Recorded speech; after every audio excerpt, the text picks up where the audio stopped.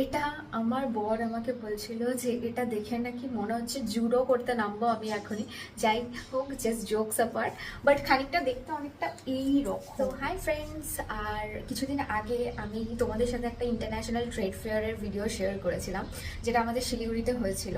And সেখান থেকে আমি আমার নিজের জন্য বেশ কিছু জিনিস কিনে এনেছিলাম, যেগুলো জামা কাপড় অবভিয়াসলি, অ্যান্ড খুব অ্যাফোর্ডেবল প্রাইসের মধ্যে পেয়েছিলাম। কালেকশনগুলো আমার বেশ ইউনিক লেগেছে, খানিকটা কোরিয়ান, তার মধ্যে দু একটা কালেকশন রয়েছে। তো চলো আজকে সেগুলোই তোমাদের সাথে শেয়ার করবো যে কী কী কিনেছিলাম।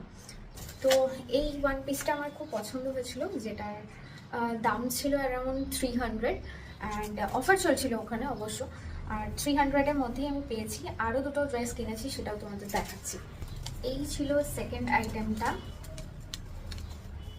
যেটা ছিল খানিকটা দেখতে যে এটা একটা কোরিয়ান ড্রেস। ওরা বলছিল যে কোরিয়ান ওয়ান পিস টাইপের, বাট এটা আমার বর আমাকে বলছিল যে এটা দেখে নাকি মনে হচ্ছে জুডো করতে নামবো আমি এখনই। যাই হোক, জাস্ট জোকস অ্যাপার্ট, বাট খানিকটা দেখতে অনেকটা এই রকম।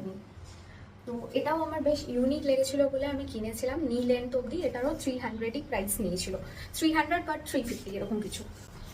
So the last one is this, and এটা একটা জিন্সের ক্রপ ব্লেজার টাইপের, যেটা বেশ ভালো দেখতে। আর এটার কালারটা দেখে হয়তো ব্লু লাগছে, বাট এটা কিন্তু অ্যাকচুয়ালি ল্যাভেন্ডার কালার।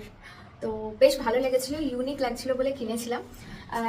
এগুলো নেক্সট কি দিয়ে ট্রাই করব, যখন করব অবশ্যই তোমাদের সাথেও শেয়ার করব।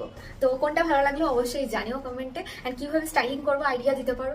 তোমাদের নেক্সট ব্লগ নিয়ে আসছি তোমাদের সাথে এগুলো নিয়ে।